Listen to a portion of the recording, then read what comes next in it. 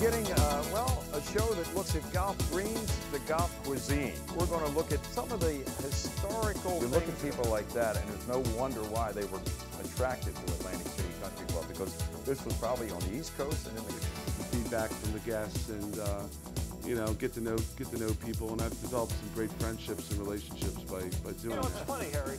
The guys that you meet on the tee and you think they're going to be real jerks. Hi again, everybody. Welcome to Inside Golf. I'm Harry Donahue, and we want to welcome you to Atlantic City Country Club. We want to first welcome Ellen Kaloje to Inside Golf. Ellen, Thank welcome. you so much for having me, Harry. Very excited to be here. Well, we're excited to be here at Atlantic City Country Club, too. We're beginning, well, a show that looks at golf greens, the golf cuisine.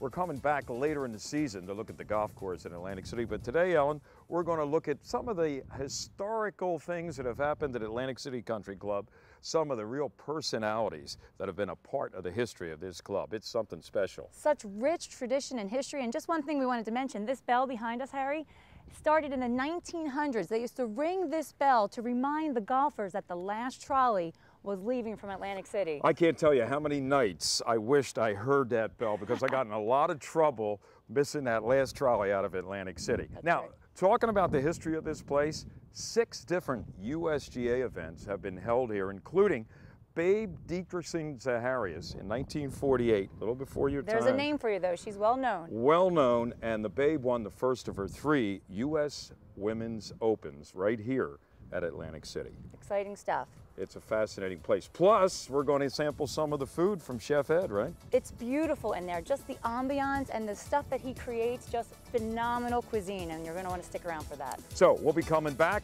Golf greens, the golf cuisine at Atlantic City Country Club next here on Inside Golf. Inside Golf has been brought to you by Yingling, America's oldest brewery, by Nike Golf, and by the Philadelphia Section PGA. To the duffers, the hacks, we've been there. To the 3 and 4 putters, we learned. And to the rough riders and sandmen, we're ready to teach you. To everybody out there who thinks they can't play the game, the over 28,000 PGA golf professionals say, we're here to help you discover or rediscover the joys of golf. To you, and you, and you, we're here. The Philadelphia Section PGA is here to teach you. Play golf, Delaware Valley.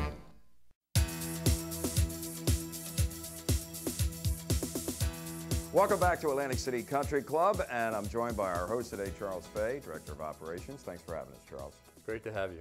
Charles, I think there's one name, one family name, always has been and always will be associated with this historic club, and that is the Fraser family, and in particular, Leo Fraser. Give us a little bit of history, because here we are, we're in the Leo Fraser boardroom, which is right off the main lobby entrance at Atlantic City Country Club. Leo Fraser is a great name to golf. Without him, the PGA of America wouldn't be what it is today. And as a PGA member myself, it's an honor to manage a club that he helped establish. Now, Leo was actually a pro right up the road at Seaview Country Club. Correct. He came here in the 40s, became the owner of Atlantic City Country Club. He was the national president of the PGA of America back in the late 60s, early 70s. And if you look around this room, you see all kinds of memorabilia from his tenure there. The Ryder Cup in 1971, I believe, and he got his own bag because, of course, the PGA closely affiliated and sponsor of the Ryder Cup. You talked about the PGA not being what it would be today without Leo Fraser.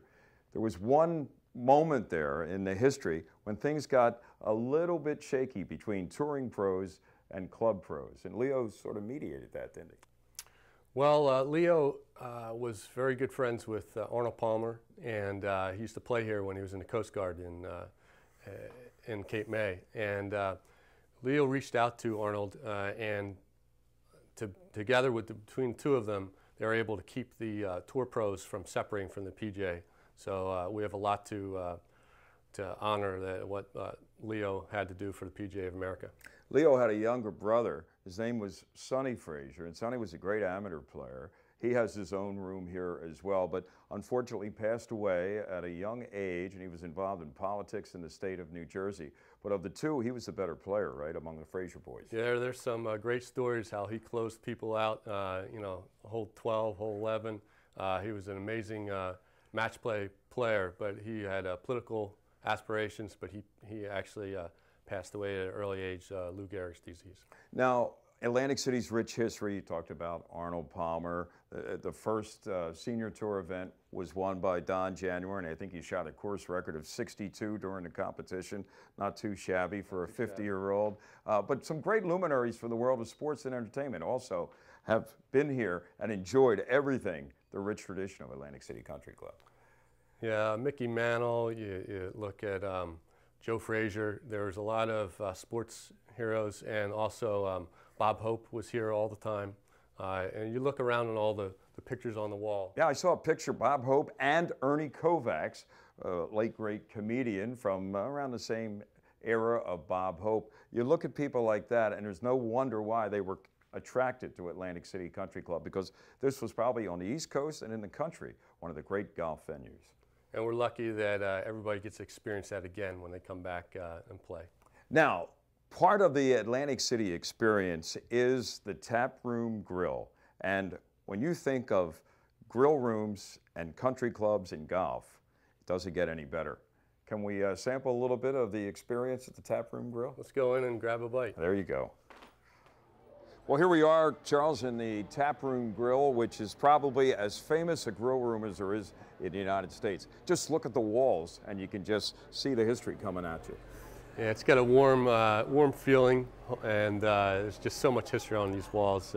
You can spend all afternoon looking and reading the passages. Scorecards, pictures of great golf personalities and personalities from the world of sports and entertainment. You had mentioned earlier, back in the Fraser boardroom, that Arnold Palmer came here for what, his 82nd birthday?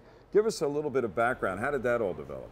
Well, I got a phone call. I thought it might be a joke, but Arnie called in his agent, and they wanted to come in for his 82nd birthday and have brought his wife and 5 other couples. They flew in, came in, had lunch. We gave a tour, the club, to a combination of myself and Arnie. I was going to say, Arnie could probably lead that tour himself, right? He actually filled me on a lot of stories from the old times, and it was an honor, and it was a good time for us. There's a picture of Arnie in his Coast Guard outfit here on the walls of the Tap Room Grill. But another part of Atlantic City Country Club is the locker room. Now, there was a locker room attendant here for years.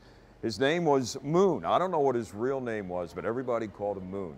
And he was as much a part of the golf experience at Atlantic City Country Club because, like most of your employees here, all of your employees here, their main thing is service to their guest. And Moon personified that. And he's a legend here, right? Even though he's passed away. Yes, unfortunately we don't have Moon anymore, but when we look to hire staff, it's all about the personalities and that customer service. And we're all about the customer here at Atlantic City Country Club. And when you look at some of the lockers that are in the locker room, there's some honorary members, and some of the names would impress most people, I think. Yeah, hosting the first Senior Tour Championship was, we've got a lot of great names here. Well, Charles, in addition to the brunches and the dinners and the lunches, and I know a lot of people are interested in having maybe a wedding here at Atlantic City Country Club, and you're able to accommodate them, and tell us a little bit about the experience that a wedding party would have. Well, it's pretty neat. You come in here for lunch and talk to the folks. You'll hear about a grandmother got married here, and then the daughter's getting married here in the upcoming year. And we can host parties for Sunday brunch all the way up to our elegant wedding that we do most Saturdays. And we have packages that fits just about every budget. And I'm sure anybody in the wedding party who wants to tee it up, you're more than willing to accommodate them and get them out on that great golf course. We sure will. And being affiliated with the Caesars properties, the 4 hotel properties in the city, we can do golf packages as well. There's a lot to do, thanks to Atlantic City Country Club. And for more information, you could go to AtCityCountryClub.com. And of course, you can also link up to the website. by way of InsideGolf.net. Before we sit down and talk to Chef Ed Daggers, I thought I'd come into the famed locker room here at Atlantic City. Look at some of these names. Roger Clemens, Freddie Couples, Willie Mays, Paul Azinger, John Daly, Julius Erving, the doctor. What do you think? A basketball in there? Well, probably took it with him. More chance of a golf ball. You'll see that'll make a little sauce right in the pan. If 5 friends are having a light beer and they all put their drinks down in the same place, how long will it take to find the Yuengling Light Lager? About that long, because the rich amber color of Yuengling Light Lager makes it stand out from the rest. The true lager flavor, however, makes it disappear. 99 calories, 100% authentic lager. Yuengling Light Lager, from America's oldest brewery. Rethink your light beer. Going on. And welcome back Inside Golf. And Ellen, here we are. We are in the kitchen at Atlantic City Country Club, and we're about to sample what the famed reputation of the food here at Atlantic City is all about. And we've heard so much about this kitchen and its famed chef, Chef Ed Daggers, and we are getting ready to enjoy some phenomenal seafood. That's what he's known for. That's especially. And you know the expression, too many cooks spoil what? The crab cakes or the shrimp? The broth, whatever you want to say. The scallops, whatever. I'm going to leave you. Okay. And you and Ed are going to prepare, I know, something spectacular. And then you will sample it with us. Oh, absolutely. We're going to make our limoncello shrimp, which is a dish we came up for. Actually, we came up with this for last Valentine's Day menu, and our guests and members loved it, and we just put it on the menu, and it's just taken off from there. So it's been a really popular dish for us. Look at the size of those shrimp. That is some good shrimp to start out with. Those are U10 shrimp. Wow. So we're gonna do 6 of those in this order for this dish. I got a saute pan here with a little bit of butter. Got the sizzle going there, right, Ed? Yeah. So this is going to be your lunch today. Oh, my mouth is watering just looking at it, and all that butter. 6 jumbo shrimp. And I'm going to sprinkle a little bit of cracked pepper. And you're really known for the seafood here. You love to prepare the seafood. Well, one of the dishes that we're going to get to right after this is our crab cakes, which people have talked about for years. So the Fraser family that had the club when it was private for years and years, this is one of their original recipes, and the members and guests just love it. So I got a little pinch of crushed red pepper,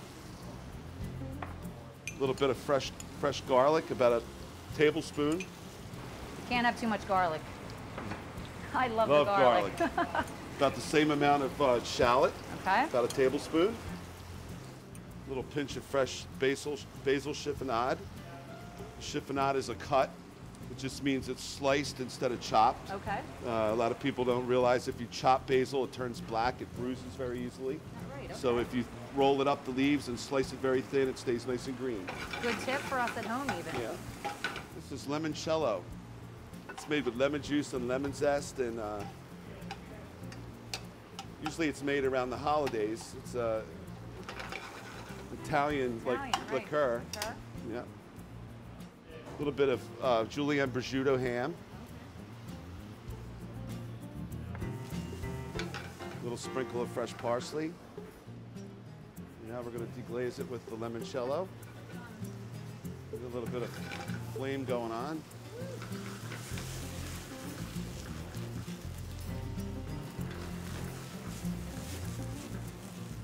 Again, this is it's going to be almost like a broth as opposed to a sauce.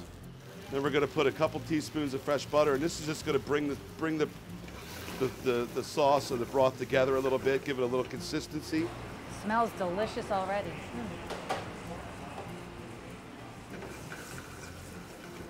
And you'll see that'll make a little sauce right in the pan. Alan, okay? Okay, looks fantastic. And I got another pan here with a little bit.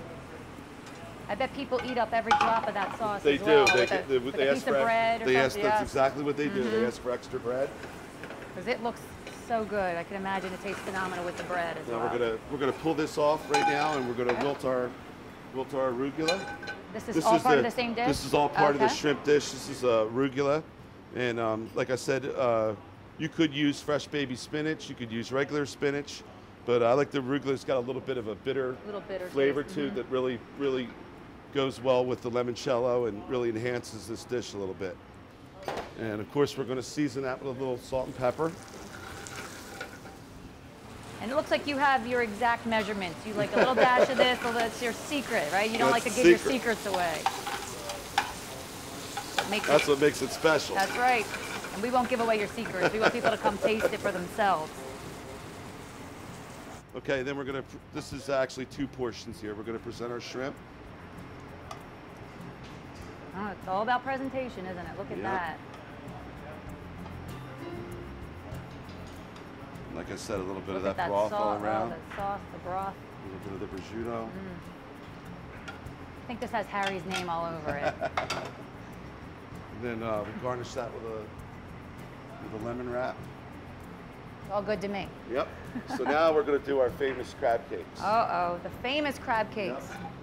We make an imperial base, which is a mixture of mayonnaise, a little bit of whole grain mustard, or Creole mustard actually is even better. Okay, now we're going to take our crab cakes.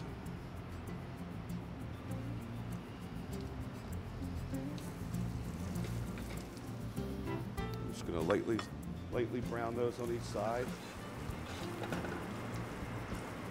Oh, done to perfection. I like when it's a little crispy like that. That's Don't it. you? Yeah. Yep, a little crispy on the outside and soft on the inside. I love the food. I love to create new things.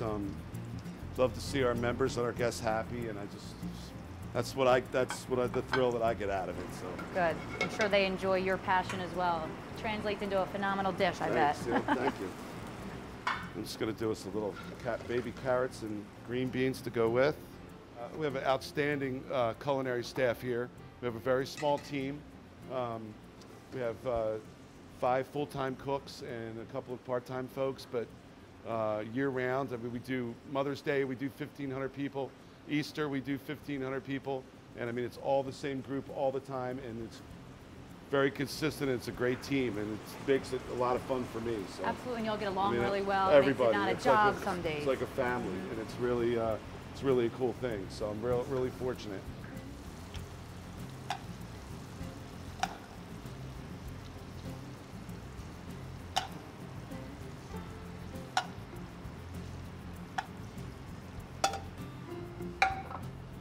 And again, usually in the summertime, we'll do this with either hollandaise sauce or remoulade sauce, which is a mustard and mayonnaise-based cold sauce with a little bit of horseradish. And I know Harry is just dying to try your dish. He's just really waiting to taste that. So we're going to let him get a sample of that wonderful food. Good, thanks. While we're back at the Taproom Grill, Chef Ed is with us, and before we sample what you prepared, tell me a little bit. I know you have some big events coming up. Valentine's Day. You have also a special Valentine's Day brunch the Sunday before. That's really got to be something people have to be thinking about. We do. Yep. This we change it up every year. I mean, depending on how Valentine's Day falls. This year it happens to fall on a Tuesday, so we will do our traditional Sunday brunch with a Valentine's Day twist. We're going to do a bunch of special chocolate desserts and some special stations. We're going to have a shrimp wok stir-fry station, and we're going to do some crepe Suzette flambéed. And we'll have all our traditional brunch items, and then we'll have a huge Valentine's dessert display in the library. And I got to ask you, you're busy enough back there, I know, in the kitchen when things get going, but do you take the time to come out here and just meet and greet the patrons and say hello and thanks? I do. I like to get out and not only so they can see me and I can get to meet some new members, but I like to get the feedback from the guests and you know, get to know people, and I've developed some great friendships and relationships by doing that. And you know, I like our members to feel comfortable enough with me that they can say if there's something particular they'd like to have, or they've got family coming to town in 2 weeks and they'd like to have something special that they can tell me that, and we will accommodate them, you know, normally any way we can. So we enjoy it. It's just part of the job. It's part of the job. So. For more on Chef Ed's menu here at Atlantic City Country Club, you can link up by going to our website at insidegolf.net, and we'll click you on to Atlantic City Country Club's website and see all the delicious things Thanks. It's a pleasure. Ed Daggers has waiting very much. for you. It's a pleasure. Thank you. We're going to sample our lunch, and then we'll be back in just a moment as Inside Golf continues with Teed Off. To the duffers, the hacks. We've been there. To the 3 and 4 putters, we learned. And to the Rough Riders and Sandmen, we're ready to teach you. To everybody out there who thinks they can't play the game, the over 28,000 PGA golf professionals say, we're here to help you discover or rediscover the joys of golf. To you, and you, and you, we're here. The Philadelphia Section PGA is here to teach you. Play golf, Delaware Valley. Guests of Inside Golf enjoy dining at Sin Sin, the popular Asian fusion restaurant located on Germantown Avenue in the heart of scenic Chestnut Hill. And now it's time for Teed Off, brought to you by Yuengling, America's oldest brewery. Stuck with this idiot. Welcome back. Inside Golf continues with our Teed Off segment from the Founders Room at North Hills Country Club. All right, fess up, everybody. It's true confession time. You know, golf is supposed to be the gentleman's game. Everybody does everything that's right. But has there ever been a time when you're in a match and you wish ill will toward your opponent? I wonder what our panel has experienced along those lines. Mike Kern is with us from the Philadelphia Daily News. Kind of guy. He's a goodwill guy. Nicest guy in the world is Joe Giuliano, but you never know. That's true. You never know. Never know. And Never know. you know what they say about golf? It really exposes the real person. We're going to find out what is really behind Tony Leodora from Golf Talk Live every Saturday morning on 990 AM. All right, Tony. You know, they say the gentleman's game, everybody does what's proper, etiquette. But have you ever thought ill will upon an opponent and hoping that they did something that would mess them up? There's guys I've hoped they slam their hand on the trunk coming out, coming to the golf course before we even start. And then there's other people that I have hard time wishing ill will towards. So, but let's face it, in the back of your mind, sometime you're in a match and you look and you go, oh man, I hope he misses this one. Well, that's not ill will. That's human nature, right?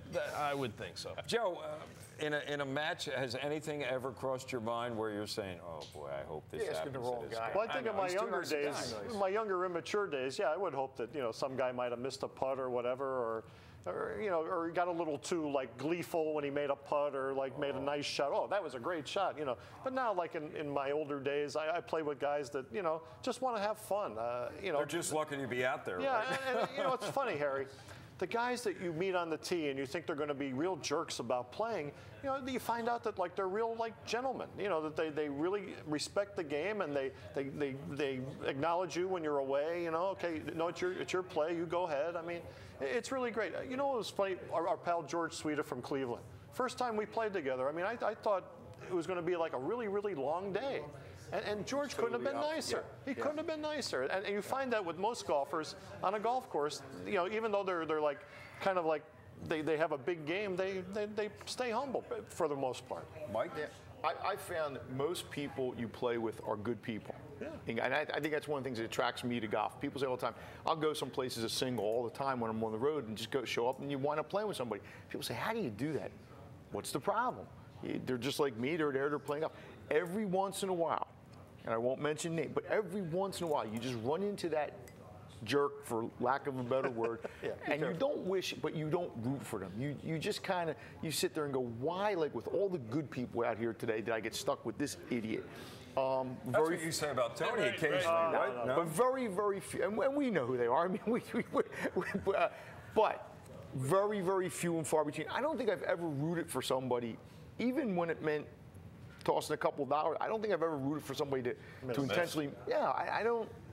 Because to me, that's, if you're better than me, hey, good for you. If I think that golf generally makes people a bit better. Now they're not going to. They're not going. Yeah, they're not going to. It's not. The game is not going to cure the incurable jerk. Right.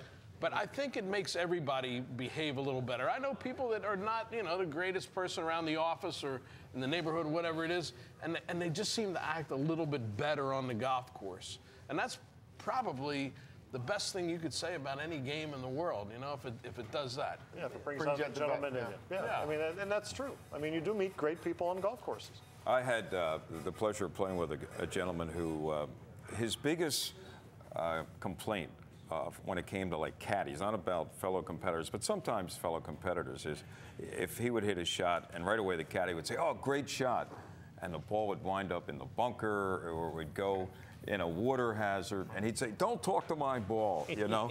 And a lot of times, you know, he would scare the dickens out of the caddies, but he would do the same thing to his partner even, you know. He would say, "Don't talk to my ball," you know. So from then on, never talk to anybody's ball, let alone his ball. Caddy, I don't have much patience with people who complain about their caddy. Oh, that was a bad read, or that was a bad club, or whatever. No, you're out here, you know, you're invested in this too. It's not just the caddy. Sure. So I belong to the Caddies Union, lifelong member, and well, you know, caddies are good people. There you have it. I guess golf really is a gentleman's game, at least when it comes to Joe Giuliano and Tony Leodora. Tony is one of the great gentlemen of golf, too. Well, I agree. And we just heard about it. All right, that's it for Teed Off. Inside Golf continues with more in just a moment. North Hills Country Club is more than a golfing experience. It's the people, the atmosphere, and the family fun. For more than 100 years, at North Hills, golfers become great friends.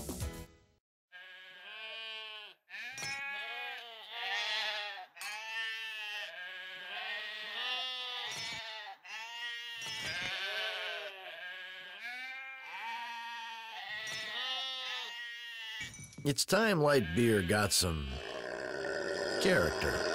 99 calories, 100% authentic lager. Yingling Light Lager from America's oldest brewery. Rethink your light beer.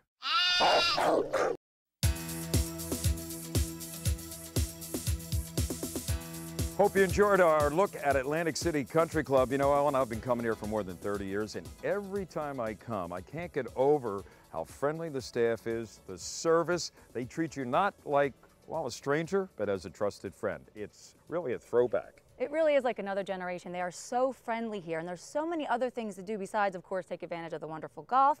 They have so many events that you can look forward to. They have a beautiful Sunday brunch. They have specials for Valentine's Day and something right up my alley, Harry. They have a nice wine tasting that's coming up. I knew you were going to get to that. And then there's a little thing called March Madness coming up. March Madness, of course, right across the bay. Boardwalk Hall will be the site of the Atlantic 10s postseason tournament. A lot of Philly schools involved, so if you're headed down to Atlantic City for the tournament, stop on out here to Northfield, Atlantic City Country Club. Little golf, something to eat, doesn't get much better. A couple nice drinks in a beautiful area. They just have some wonderful things. And how about the view? I mean, it looks like a postcard. This is an absolute stunning view of Atlantic City. Doesn't get much better than this. It sure doesn't. That's going to do it for our look at Atlantic City. And for more on Atlantic City Country Club, you can go to our website, InsideGolf.net. Thanks for joining us today, Ellen, and welcome aboard. Thanks for having me. I had a lot of fun. And remember, no matter how bad it's going for you, don't pick up. We'll see you next time on Inside Golf. Inside Golf has been brought to you by Yingling, America's oldest brewery, by Nike Golf, and by the Philadelphia Section PGA.